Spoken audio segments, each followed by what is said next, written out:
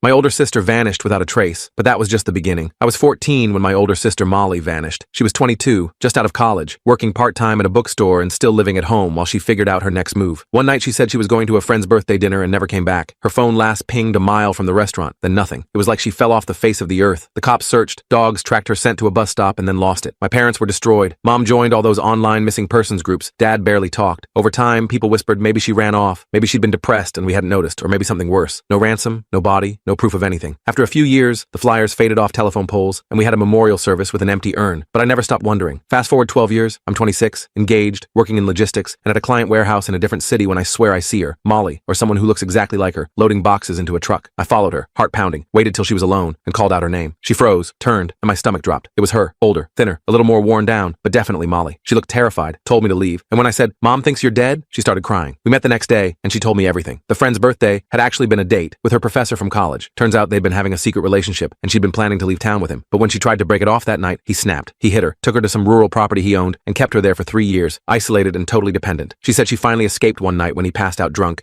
and she found an old key hidden in a drawer. She never went to the police because she didn't think they'd believe her. He was wealthy, respected, and had threatened her family constantly. She changed her name, moved across the country, worked under the table jobs, and lived in hostels. When I found her, she was living in a tiny apartment with no windows and barely scraping by. I convinced her to come home, but when we finally went to the police, they didn't arrest him. Not right away. His lawyer painted her as unstable, possibly mentally ill, and said there was no proof. But then, here's the twist. She remembered a burner phone he used to take creepy photos of her and hide them in a floor vent. We went back to the property, which he'd abandoned, and dug around for hours, and by some miracle, we found it. The photos were enough. He's in prison now. Molly lives with me and my wife. She's in therapy, learning to drive again. Some nights she wakes up screaming, but every morning, she drinks her coffee on the porch, and I think, she made it. She's alive.